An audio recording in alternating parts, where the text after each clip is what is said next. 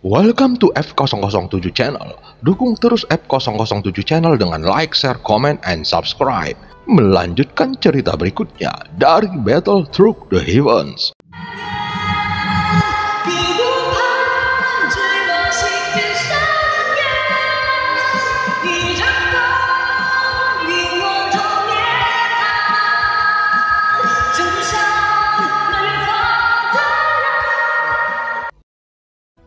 Pada part sebelumnya, kesadaran Xiaoyan akhirnya memasuki dunia kekacauan. Dia tidak mengerti bahasa yang diucapkan oleh kelompok Yulan. Dan dia hanya mengerti bahasa dari sosok bayangan hitam raksasa yang dikatakan sebagai raja dunia kekacauan. Xiaoyan masih sangat bimbang, apakah ini hanya ilusi atau kenyataan. Pada saat ini, terlihat semua sosok yang tak terhitung jumlahnya di kejauhan saling berbisik satu sama lain, seolah-olah mereka sedang mendiskusikan sesuatu. Namun meskipun Xiaoyan tidak mengerti apa yang mereka katakan, tetapi sepertinya mereka mengerti apa yang dikatakan oleh Xiaoyan. Apakah kamu tahu apa yang kucari? Bayangan hitam raksasa itu berkata dengan dingin karena merasa sedang ditertawakan oleh Xiaoyan saat ini. Aku tidak tahu apa yang kamu cari. Xiaoyan menjawab perlahan karena pada kenyataannya dia memang benar-benar tidak tahu apa yang dicari sosok bayangan hitam ini. Jika kamu tidak tahu apa yang aku cari, jadi apa gunanya menahanmu? Sosok bayangan hitam itu berkata dengan marah. Kemudian dengan cepat dia membuka mulutnya yang besar lagi dan mencoba menelan Xiaoyan secara langsung. Aku memang tidak tahu. Bahkan semua sosok yang berada di sini juga tidak tahu apa yang mulia cari. Xiaoyan berkata lebih tegas lagi, meskipun pada kenyataannya dia tidak tahu apa yang semua sosok biru itu bicarakan saat ini. Namun di bawah pertanyaan berulang sosok bayangan hitam ini, Xiaoyan selalu menjawab pertanyaannya dengan tegas, seolah-olah dia tidak memiliki ketakutan sama sekali. Setelah kata-kata Xiaoyan jatuh, sosok itu berhenti namun dia tidak menutup mulutnya yang besar. Apakah kamu yakin jika kamu benar-benar tidak tahu? Bayangan hitam terus berteriak dengan pertanyaan yang sama. Segera dia menatap Xiaoyan dengan ganas dan segera cahaya yang menakutkan menyapu sekeliling yang membuat semua sosok di tempat itu dengan cepat menembak mundur lalu menghilang. Tepat ketika Xiaoyan melihat pemandangan ini, dia juga tersenyum kecut. Sepertinya dia juga akan segera ditelan olehnya. Namun sekarang dia juga berpikir jika ini benar-benar ilusi, tetapi saat dia melihat semua sosok yang menembak mundur dalam kegelapan, mereka tidak melakukan perlawanan sama sekali. Jadi pada saat ini, Xiaoyan juga tidak melakukan perlawanan. Bagaimanapun, dia tidak memiliki kekuatan untuk melawan keberadaan semacam ini. Karena jika sosok ini ingin menelannya, dia pasti dapat melakukannya dengan mudah. Tapi Xiaoyan juga tahu bahwa dia harus keluar dari tempat ini secepatnya. Jadi dia mungkin harus berjudi lagi. Sepertinya untuk bisa keluar dari tempat ini, mungkin menunggu bayangan hitam raksasa itu menelannya. Namun saat mata besar seperti bintang itu tertuju ke arah Xiaoyan, kemudian kegelapan di tengah menyusut. Dia juga merasakan penindasan yang membuatnya merasa seolah-olah telah jatuh ke dalam kegelapan dalam 10.000 tahun. Sepertinya kamu memang terlihat tidak tahu apa-apa. Bayangan hitam raksasa itu bertanya dengan suara rendah. Yang mulia, apa yang harus aku ketahui? Xiaoyan terus berbicara. Bagaimanapun dia tidak tahu kebenaran atau kepalsuan. Jadi dia hanya bisa bicara omong kosong. Sepertinya kamu memang bukan berasal dari tempat ini kan? Bayangan hitam raksasa terus berbicara, yang membuat Xiaoyan merasakan bahwa percakapan saat ini terlihat sangat nyata, dan saat ini suara itu bergema di hati Xiaoyan. Jika dia berpikir secara logis, kejadian seperti ini tidak mungkin terjadi jika dia masih hidup saat ini. Pasti Zhan Lao juga telah menjawabnya karena bahkan sekarang Xiaoyan tidak dapat merasakan keberadaan pagoda emas yang selalu berada di dalam tubuhnya. Bagaimanapun, jiwa Xiaoyan memiliki hubungan yang hampir tidak terpisahkan dengannya. Hal ini menunjukkan bahwa hanyalah kesadaran jiwanya lah yang muncul di dunia kekacauan ini. Karena segala sesuatu yang berhubungan dengannya, seolah-olah semuanya telah terputus saat ini. Dia juga sudah tidak dapat lagi merasakan keberadaannya sendiri, bahkan tidak terkecuali koneksi dengan semua avatarnya, seolah-olah mereka semua telah menghilang saat ini. Memikirkan hal ini, selain menganggukkan kepalanya karena jika dia ingin berpura-pura menjadi bagian dari tempat ini, setidaknya dia juga harus tahu apa yang dicari oleh sosok tersebut. Meskipun pada saat dia tiba di tempat ini, dia bahkan tidak mendapatkan informasi sedikit pun. Jadi Xiaoyan hanya bisa menyetujui. Jika kamu adalah raja dari dunia kekacauan ini, seharusnya kamu memberikan petunjuk tentang apa yang kamu cari. Apakah yang kamu cari sebuah avatarmu? Dan di dunia manakah aku harus mencarinya? Xiaoyan berkata perlahan. Pada saat ini sepertinya bayangan hitam besar ini sudah tidak berniat menelan Xiaoyan lagi. Xiaoyan tidak pernah mendengar dunia kekacauan ini sebelumnya dan tidak ragu untuk membuka mulutnya dan bertanya. Meski begitu, dia masih memilih setiap pertanyaan karena dia takut mengatakan hal yang sama. Namun untuk mendapatkan informasi yang lebih jelas, Xiaoyan juga harus terus-menerus bertanya. Tidak peduli apa yang aku cari, apakah itu avatar atau sebuah benda, jika kamu adalah seorang dewa, seharusnya kamu mengetahui apa yang aku cari sekarang. Sebenarnya, kamu berasal dari dunia mana? Setelah bayangan hitam besar itu bertanya kepadanya, Xiaoyan akhirnya menyadari sesuatu. Jika sosok ini mengajukan pertanyaan seperti itu, maka seharusnya apa yang terjadi saat ini adalah nyata. Karena jika semua yang ada di tempat ini adalah ilusi, tidak mungkin dia akan mengajukan pertanyaan seperti itu. Bagaimanapun pertanyaan seperti itu bukanlah ilusi, namun masalahnya sampai pada titik ini, Xiaoyan tidak akan berhenti dan dia harus mendapatkan informasi tentang masalah ini. Dia tertegun sejenak, kemudian berpikir dalam hatinya karena dunia sensi menghadapi invasi dari Taisu dan dengan keberadaan semacam ini, Xiaoyan memilih untuk tidak menyebutkan dunianya sendiri. Jadi Xiaoyan tidak dapat menganggapnya sebagai teman atau lawan, sehingga dia memilih untuk menjadikan Taisu sebagai kambing hitam untuk sementara. Yang mulia, aku berasal dari dunia Taisu. Xiaoyan menjawab pertanyaan sosok tersebut. Bukankah Taisu telah benar-benar kehilangan dunianya? Sosok itu bertanya lagi tepat ketika mendengar kata-kata Xiaoyan. Sepertinya dia cukup tertarik, namun Xiaoyan juga tidak mengerti apa maksud dari pertanyaannya. Xiaoyan mencoba untuk menebak bahwa yang ditanyakan sosok itu adalah Taisu yang telah kehilangan sumber daya dan tatanan dunia. Aku khawatir kamu sepertinya telah terbunuh sekarang. Kenapa sebelumnya aku tidak menelanmu? Itu karena aku berpikir bahwa kamu adalah seorang dewa yang sedang melakukan perjalanan. Jadi aku tidak akan menelanmu kali ini. Namun kamu juga harus ingat bahwa tanpa seizinku, sebaiknya kamu tidak terus mendekat. Sosok itu berkata lagi, seolah-olah dia ingin melepaskan Xiaoyan, tetapi dia juga memberikan peringatan.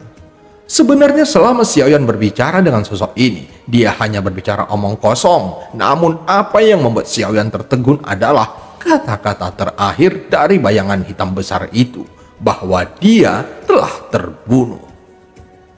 Apakah kamu mengatakan bahwa aku telah terbunuh? Xiaoyan berkata sambil menatap mata besar bayangan hitam itu dengan serius. Apakah tubuh fisikku telah dihancurkan? Kemudian setelah mati, aku datang ke tempat ini. Xiaoyan terus berpikir dan membeku di tempat karena semua yang terjadi terlalu mendadak. Dia tidak percaya bahwa dia benar-benar telah mati saat ini. Namun dia juga tidak memiliki kecurigaan tentang masalah ini. Bagaimanapun, dia tidak dapat merasakan tubuh fisiknya saat ini yang membuat Xiaoyan tidak meragukan apa yang dia katakan. Setelah bayangan hitam raksasa selesai berbicara, dia tidak menjawab Xiaoyan, tetapi menggerakkan tubuhnya yang sangat besar seolah-olah dia bersiap untuk pergi. Pada saat yang sama, Xiaoyan masih berada dalam kekacauan. Dia tidak tahu kemana harus pergi saat ini. Namun pada saat masih dalam keadaan linglung, tiba-tiba bayangan hitam di sampingnya mengulurkan tangannya untuk meraih Xiaoyan, kemudian menariknya dalam kekacauan dan menghilang. Pada saat yang sama di aliansi Dewa Petarung, Setelah seluruh tubuh Xiaoyan membeku dan ditutupi dengan cahaya biru, semua penekanan dari istana surgawi beralih ke Raja Tianzang dan Yueli. Meski begitu, para Bianhua mendapatkan keuntungan dalam pertempuran melawan roh hantu. Namun yang jadi masalah bukanlah pertempuran antara Bianhua dengan roh hantu, karena pada saat ini Raja Roh Istana Surgawi semakin dekat dengan Yueli di udara. Saat ini dia selalu berusaha untuk melindungi tubuh fisik Xiaoyan. Pada saat yang sama, Raja Tianxun melangkah dalam kehampaan menatap Raja Tianzang dengan senyum di wajahnya. Tianxun, tampaknya setelah terakhir kali kita bertemu sebelumnya, kekuatanmu telah dipulihkan. Raja Tianzang berkata perlahan seolah-olah dia sedang menanggapi senyuman Tianxun. Sepertinya di antara keduanya tidak terlihat seperti musuh yang akan bertempur, tetapi terlihat seperti teman yang sudah lama tidak bertemu. Bahkan yang sulit dipercaya adalah keduanya bertatapan dengan senyuman yang sangat ramah di wajah mereka, yang membuat seseorang tidak dapat menebak apa yang ada di dalam pikiran mereka. Meskipun untuk saat ini Istana Surgawi dapat mengubah situasi pertempuran dengan cepat, tetapi selama mereka benar-benar dapat membunuh Xiaoyan secara langsung, mereka tidak akan pernah berhenti, karena mereka berpikir bahwa ini adalah kesempatan untuk merebut tubuh Xiaoyan yang telah menjadi patung kristal. Aku hanya menginginkan reinkarnasi dari Yang Mulia. Jika kamu menyerahkannya kepadaku, aku akan membiarkan yang lainnya pergi. Ning Yao mencibir, karena hanya dengan cara ini mereka benar-benar dapat membunuh Xiaoyan secara langsung. Jadi dia langsung mengatakannya kepada Raja Tianzang. Sepertinya apa yang selalu kamu katakan adalah kesombongan. Namun kali ini aku hanya berharap para Raja Roh Istana Surgawi tidak terburu-buru. Karena bagaimanapun, pada akhirnya Xiaoyan telah diubah menjadi seperti ini. Raja Tianzang berkata lagi, seolah-olah dia sedang mengulur waktu untuk berpikir. Jelas, Istana Surgawi telah berhasil melakukan serangan terakhir yang membuat Raja Tianzang dan Yueli tidak tahu harus melakukan apa sekarang. Karena jika Raja Tianzang tidak menyerahkan Xiaoyan, mungkin Xiao Yueli juga akan diserang dengan racun cahaya biru, dan mungkin semua orang yang berada di Sensi tidak dapat memulihkan Xiaoyan. Bagaimanapun, Istana Surgawi tidak akan membiarkan reinkarnasi dari Yang Mulia untuk terus tumbuh lagi. Kali ini kamu pasti terkejut, dan seperti sebelumnya, kamu memang sedikit ceroboh. Raja Tianxun berkata perlahan. Tepat ketika kata-kata itu jatuh, Raja Tianzang tersenyum dengan santai. Dia tidak mungkin menyerahkan tubuh Xiaoyan ke Istana Surgawi dengan mudah. Mungkin kamu telah meningkatkan sedikit kekuatanmu. Tetapi apakah kamu lupa bahwa aku adalah Raja Dunia Bawah? Raja Tianzang berkata sambil tersenyum. Kali ini Raja Roh Istana Surgawi tidak terburu-buru. Begitu juga dengan Raja Tianzang. Karena komunikasi adalah cara terbaik saat ini. Dan bagaimanapun, yang terpenting saat ini adalah situasi Xiaoyan yang tampak semakin buruk. Sehingga membuat Raja Tianzang tidak memiliki ketakutan untuk melawan Istana Surgawi. Karena dia juga tahu bahwa dia harus menemukan cara untuk menyelamatkan Xiaoyan secepat mungkin dari Istana Surgawi. Maka dari itu, dia terus berkomunikasi untuk menemukan celah dalam kata-kata mereka. Karena jika Raja Tianzang memilih untuk bertempur, mungkin dia tidak akan bertahan lama dalam medan perang. Namun saat dia melihat Xiaoyan yang membeku, dia harus melawan mereka. Meskipun dia harus melawan 10 Raja Roh Istana Surgawi untuk menyelamatkan Xiaoyan. Namun, dia bertekad tidak akan mundur sedikit pun pada saat ini. Dalam menghadapi situasi putus asa ini, ekspresi wajah Raja Tianzang masih terlihat datar. Hanya saja, Raja Tianzang yang masih berdiri di udara dan berhadapan langsung dengan Tianxun untuk berkomunikasi. Meskipun mereka terlihat sangat akrab, tapi Raja Tianzang juga dapat merasakan ada jejak bahaya yang terpancar dari tubuhnya. Namun tidak semua orang dapat merasakannya, karena hanya mereka yang memiliki kekuatan sangat kuat yang dapat merasakan kekuatan seperti itu. Karena dalam pertempuran sebelumnya di dunia bawah saat merebutkan warisan dari Pluto, Istana Surgawi mengalami kerugian yang cukup besar yang mengakibatkan 2 Raja Roh runtuh. Tetapi setelah Tianxun pulih dan penambahan 1 anggota baru, maka jumlah dari para Raja Roh Istana Surgawi sekarang genap kembali menjadi 10 Raja Roh. Namun bukan berarti karena jumlah monster tua di istana surgawi lebih banyak dapat menentukan kemenangan dalam pertempuran. Lagi pula, kekuatan Tianxun belum kembali ke puncaknya, karena kekuatan Raja Tianxun sebelumnya ditekan oleh Yang Mulia. Lalu mereka memilih mundur untuk berkultivasi, yang membuat mereka dapat terus tumbuh menjadi lebih kuat, meskipun peningkatan kecepatannya lebih lambat, tetapi mereka telah berkembang saat ini. Bagaimanapun, Raja Roh yang sekarang bukanlah Raja Roh yang dulu, namun karena 10 Raja Roh dari Istana Surgawi telah berkumpul di tempat ini untuk memperlihatkan bahwa kekuatan Istana Surgawi tidak dapat diremehkan. Maka mereka tidak akan ragu untuk berperang dengan cara apapun. Maka dari itu, 10 Raja Roh berkumpul di sini untuk memastikan bahwa pengaturan yang mereka buat tidak ada kesalahan. Setelah aku datang ke tempat ini, aku belum melakukan sesuatu untukmu, karena aku masih memiliki ingatan di hatiku. Tianxun berkata perlahan seolah-olah dia sedang mengobrol dengan teman lama, dan alasan mengapa mereka tidak langsung mengambil tindakan adalah karena mereka tidak mengetahui kekuatan Raja Tianxang saat ini. Oleh karena itu, 10 Raja Roh semua berkumpul di sini untuk berperang dengan dunia bawah untuk memastikan rencana mereka tidak ada kesalahan. Raja Tianxang, bukankah dunia bawahmu terlalu percaya diri? Tianxun mulai mencibir, ekspresinya berubah menjadi lebih dingin karena sampai saat ini mereka tidak bergerak sama sekali, yang menunjukkan bahwa mereka masih memiliki keraguan di hati mereka. Dengan kata lain, mereka masih memiliki ketakutan yang cukup dalam. Pada saat yang sama, Tianxun menatap sosok di sampingnya seolah-olah dia menunggu perintah. Jangan berbicara omong kosong dengan keras, dan jangan katakan apa yang ingin kamu katakan. Kali ini aku akan menemanimu bermain sampai akhir. Raja Tianxang berkata perlahan. Mendengar apa yang dikatakan Raja Tianxang, Tianxun tidak menanggapinya, tetapi matanya langsung tertuju pada Xiaoyan yang telah berubah menjadi patung. Karena sekarang dia hanya perlu mengambil tubuh fisik Xiaoyan. Dia tidak peduli Istana Surgawi dan dunia bawah akan berperang. Selama tubuh Xiaoyan dapat dihancurkan, kemudian jiwanya dimusnahkan sepenuhnya, maka tidak akan ada lagi reinkarnasi dari Yang Mulia. Tianxun, tidak baik jika kamu terlalu percaya diri karena ini bukanlah Istana Surgawi. Raja Tianxang melanjutkan kata-katanya lalu mengangkat bahunya, kemudian tersenyum. Apakah kamu memang benar Raja Dunia Bawah? Jika kamu memang memiliki keberanian, bertarunglah denganku, karena hanya pemenang yang memenuhi syarat untuk berbicara. Di antara obrolan Raja Tianxang dengan Tianxun, tiba-tiba sosok di samping Tianxun menyela pembicaraan di antara keduanya.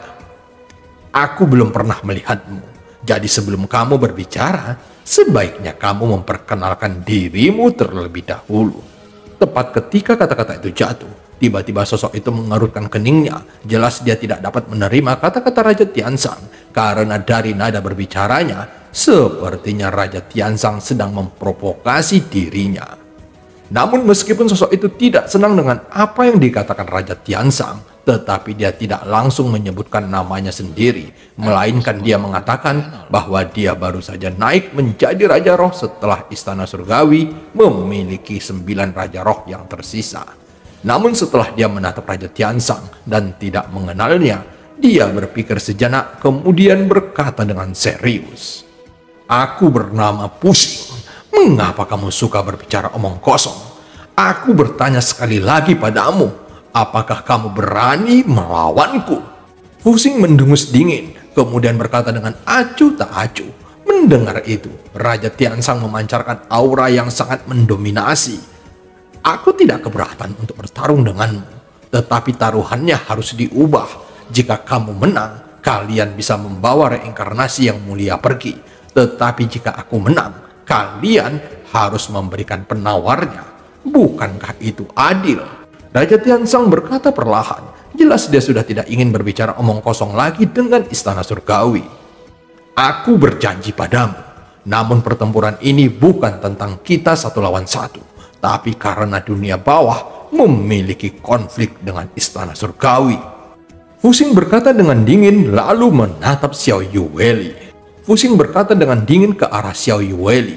Tepat ketika kata-kata itu jatuh, mata Xiao Yueli yang indah dengan cepat menatap Fu Xing dengan jijik. Jelas dia tidak peduli dengan penampilannya yang kurus dan jelek, yang memiliki karakter penjahat yang sangat licik. Namun sepertinya pengaturan seperti ini tidak dibuat oleh dirinya sendiri, tetapi dibuat oleh para raja roh di istana surgawi.